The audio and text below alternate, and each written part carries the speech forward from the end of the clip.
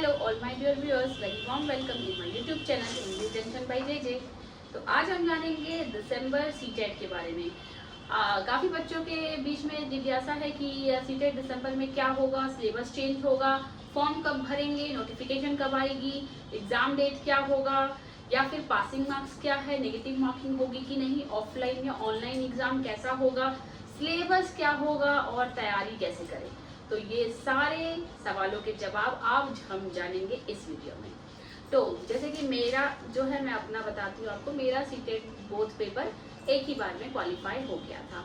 तो सीटेट कोई बहुत बड़ा ऐसा हुआ नहीं है कि आप नहीं दे सकते या आपको बहुत ज़्यादा तैयारी की जरूरत है, ऐसा कुछ भी नहीं है। पहले तो अपने मन से आप ये डर बिल्कुल निकाल दीजिए, क्योंकि सीटेट का एक लिमिटेड सिलेबस है और उसी सिलेबस को आपको अच्छे से पढ़ना है। बस ये कोई कॉम्पिटिटिव एग्जाम तो है नहीं। इस एग्जाम में बस आपको इस एग्जाम को क्लैरिफाई करना है। इसको क्लैरिफाई कैसे करना है यहाँ पे, कि मैं आपको क्लैरिफाई करूंगी कि इस एग्जाम में क्या करना है क्या नहीं करना है। ये चीज़ आपको क्लैरिफाई करना होगा कि आप जो तैयारी कर रहे हो वो सही जो ट्रैक है उस पर आप हो कि नहीं। क्योंकि आप बहुत मेहनत कर रहे हो लेकिन आप सही ट्रैक पे नहीं हो, तो फिर आपका जो भी तैयारी आप कर रहे हैं वो सब कुछ यूजलेस होगा। तो सबसे पहले मैं आ जाती हूँ आपके पॉइंट्स पे, जो जिसके लिए आप वेट कर रहे हैं कि सीटेट दिसंबर का फॉर्म कब तक भरना होगा। तो सीटेट दिसंबर का जो फॉर्म जो फिल होगा वो ऑफिशियली वेबसाइट पे, सीटेट की वेबसाइट पे ctet.nic.in पे जो है आपका 15 से 20 सितंबर, इसी मंथ के 15 से 20 सितंबर को नोटिफिकेशन जारी कर दिया जाएगा। तो आप लेटेस्ट अपडेट के लिए हमारा वीडियो देखें या फिर आप ऑफिशियल वेबसाइट भी चेक कर सकते हैं। आगे मैं बताना चाहूँगी कि इसका एग्ज़ाम जो है दिसंबर में ही होगा।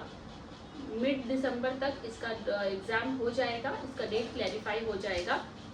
ऑफिशियल नोटिफिकेशन अभी इसकी आने को है, बट सितंबर के 15 to 20 सितंबर के बिटवीन में इसका जो है नोटिफिकेशन आ ही जाएगा।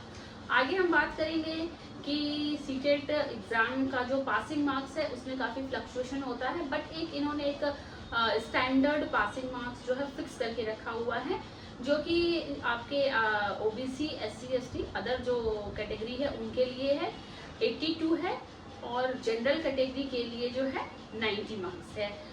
और अगर आप अपने ही स्टेट में टीचर के जॉब के लिए अप्लाई कर रहे हैं तो अगर आप 82 मार्क्स या उससे अधिक पाते हैं तो आप क्वालिफाई माने जाएंगे। लेकिन अगर आप other state all over India में आप अगर अप्लाई कर रहे हैं तो आपको वहाँ पे 90 मार्क्स जो है लाना होगा। ये दूसरी चीज़ हो गई। तीसरी चीज़ है यहाँ पे जो है आपकी कि फॉर्म फिल करने का मैंने बता दिया आपको 15 to 20 सितंबर। एग्जाम जो है इसका दिसंबर में होगा, मिड दिसंबर तक आपको पता चल जाएगा। दूसरी चीज़। तीसरी चीज़ पासिंग मार्क्स जो मैंने बता दिया। चौथा पॉइंट है नेगेटिव मार्किंग। हाँ, बिल्कुल भी नहीं होगा इस एग्जाम में, नेगेटिव मार्किंग नहीं रहता है। तो आप कोई भी क्वेश्चन छोड़ के मत आइए। आगे मैं टाइम मैनेजमेंट के बारे में भी आपको बताऊंगी कि बहुत ज़रूरी है। और एग्ज़ाम जो है बिल्कुल मत डरिए, ये ऑफलाइन होने वाला है। पेपर पेंसिल जो है, पेपर पेंसिल से एग्ज़ाम होगा, मीन्स आपको OMR शीट भरना होगा। तो आप चाहें तो सीटेट के वेबसाइट पे भी जाकर एक उसमें रफ शीट्स आती है, या फिर अगर किसी को चाहिए तो आप कमेंट बॉक्स में लिखिए, मैं एक जो है शीट जो है OMR शीट जो है लिंक आपको दूंगी, जिससे आप डाउनलोड कर सकते हैं और उस पर प्रैक्टिस कर सकते हैं गोला बनाने का। जहाँ तक की बात हो, आप ब्लू या ब्लैक बॉल पेन इसमें यूज़ कर सकते हैं एग्जाम में। और जब आप गोला बनाते हैं तो सबसे पहले उसका आउटर लेयर जो है गोले का OMR शीट पे वो भरें। इससे क्या होगा, आपकी जो मशीन होती है, आपकी जानकारी के लिए मैं बता दूं, जो हमारा OMR शीट कैलकुलेट करने की जो मशीन होती है, वो मशीन जो होती है उसमें जो है आउटर लेयर को सबसे पहले वो मशीन जांचता है। अगर वो फिल है तो आपका जो है आंसर जो है वो आपको मानेगा कि हाँ ये आंसर बच्चे ने मार्क किया। अगर आपने वो नहीं मार्क किया हुआ है तो जो है आपका आंसर कैलकुलेट होने में थोड़ी दिक्कत आ जाती है। और इसके लिए मैं आपको एक ट्रिक भी बताऊंगी आगे की वीडियो में। तो नेक्स्ट हमारा चीज़ है सिलेबस। तो सिलेबस हमारा ऑलमोस्ट सेम रहेगा, but in national education policy के हिसाब से कुछ जो अमेंडमेंट हुए हैं सिलेबस में, कुछ एडिशंस जो हुआ है पोर्शंस में, तो वही थोड़े बहुत एडिशंस होंगे। नॉर्मली आपका 95% सिलेबस जो है सेम ही रहने वाला है। आप अगर 1 to प्राइमरी सेक्शंस का अप्लाई कर रहे हैं तो 1 to 5 की बुक्स जो है एनसीईआरटी की बुक्स जो है वो बस पढ़ लीजिए, एक बार रीड कर लीजिए, आपके माइंड में रहेगा। और अगर आप 6 to 8 दे रहे हैं तो 6 to 8 के लिए भी एनसीईआरटी बुक्स अगर आप प्रेफर कर रहे हैं तो बहुत अच्छा है।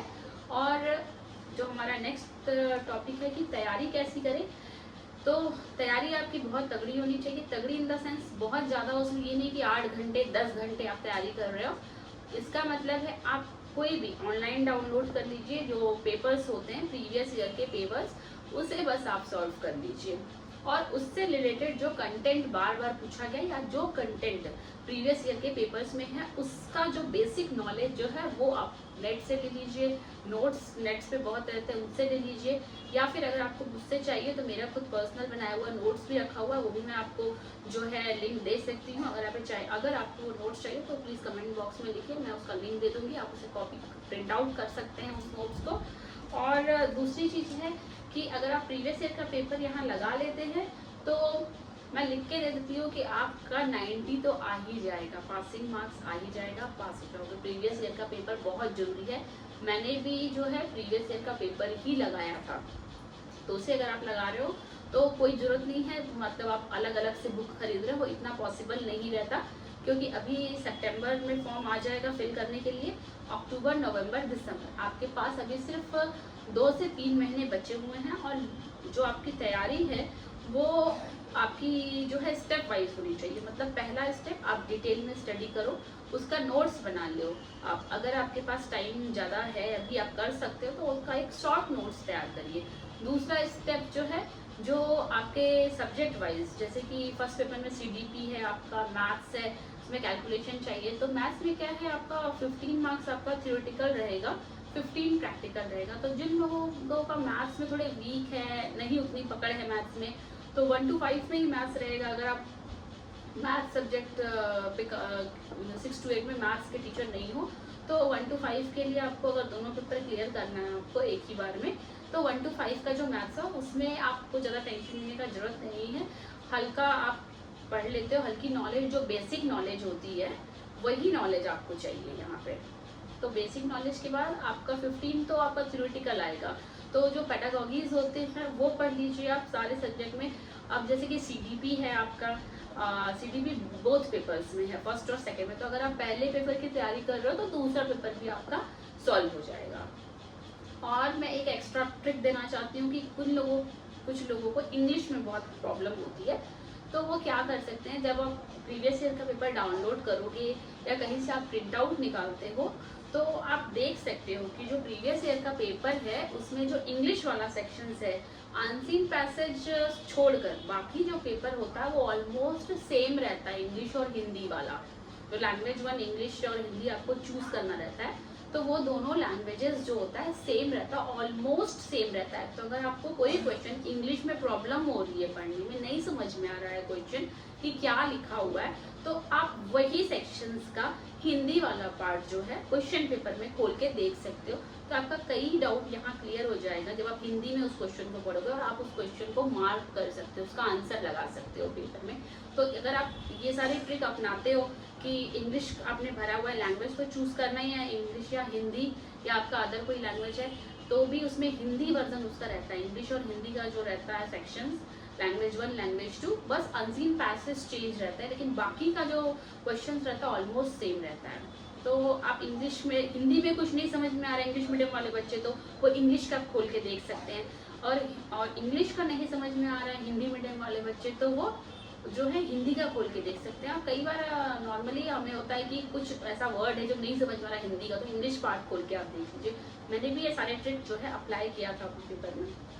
तो ये थी कुछ महत्वपूर्ण जानकारी जो दिसंबर सीटैट को लेकर, और आपकी प्रिपरेशन सेक्शन वाइज करिए, जैसे कि फर्स्ट में 5 पेपर्स आते हैं और सेकंड में आपके 4 पेपर्स आते हैं। अब डिपेंड करता है सेकंड में आप सोशल ले रहे हो या साइंस हो या मैथ हो, क्या आप ले रहे हो। तो इस हिसाब से अगर आप तैयारी करते हैं स्टेप बाय स्टेप, मतलब फर्स्ट स्टेप डिटेल में पढ़िए, सेकंड स्टेप जो है नोट्स बनाइए, थर्ड स्टेप में क्या करना है कि जो भी आपने नोट्स बनाया है उसका रिवीजन रखिए, डिटेल रिवीजन करिए। रिवीजन बहुत जरूरी है एग्जाम में, क्योंकि जो ऑप्शंस रहते हैं कई बार बहुत कंफ्यूजिंग होते हैं। हमें लगता है कि मल्टीपल चॉइस है, ये आराम से हो जाएगा, लेकिन बहुत ज़्यादा कंफ्यूजन रहता है और इसकी वजह से हम कंफ्यूज हो जाते हैं। तो रिवीजन बहुत ज़रूरी है। डेली जो आप पढ़ रहे हो उसे रात में आधे या 1 घंटे के लिए आप रिवीजन दीजिए उसके लिए। और अगर आप वर्किंग हो तो हाँ, थोड़ा टाइम निकालना मुश्किल हो जाता है वर्किंग के लिए, तब भी आप डेली कम से कम 2-3 आवर्स इवनिंग का ऑफिस से आने के बाद, या फिर आप टीचर हो तो स्कूल से आने के बाद आपको देना पड़ेगा, अगर आप ये दिसंबर वाला जो सीटेट है क्वालिफाई करना है। क्योंकि इसे बहुत आसान भी नहीं समझा जा सकता है, क्योंकि लास्ट जुलाई में जो एग्ज़ाम हुआ था उसको करीब 14 से 15 लाख बच्चों ने दिया था, और उसमें से अप्रॉक्स 3 लाख ही बच्चे जो हैं पास आउट हुए हैं। तो अब ये जो 15 लाख बच्चों ने एग्ज़ाम दिया था, फॉर्म भरने की तो दूर की बात है, वो तो 25 लाख से ऊपर बच्चों ने फॉर्म भरा था, लेकिन जो 14 लाख जो बच्चों ने, अप्रॉक्स 14 लाख बच्चों ने जो फॉर्म भरा था, और उनमें से सिर्फ 3 लाख अप्रॉक्स बच्चे पास हुए, तो 10-11 लाख जो बच्चे नहीं निकले हैं वो भी इस बार अप्लाई करेंगे। तो आपका यहाँ कंपटीशन तो नहीं है, लेकिन तैयारी बहुत मजबूत होनी चाहिए। इसलिए आपको थोड़ा समय तो निकालना ही पड़ेगा, अगर आपको सीटेट जो है दिसंबर जो है क्वालिफाई करना है। और भी अगर कोई डाउट है आपकी सीटेट को लेकर तो प्लीज़ कमेंट बॉक्स में लिखिए, और जहाँ तक मुझसे हो सकेगा मैं सारे लिंक आपको प्रोवाइड करूँगी और आपकी हेल्प करूँगी। तो आज है हमारा टीचर्स डे भी, तो happy teachers day to all the teachers in this world. So thank you for watching my video. Thank you.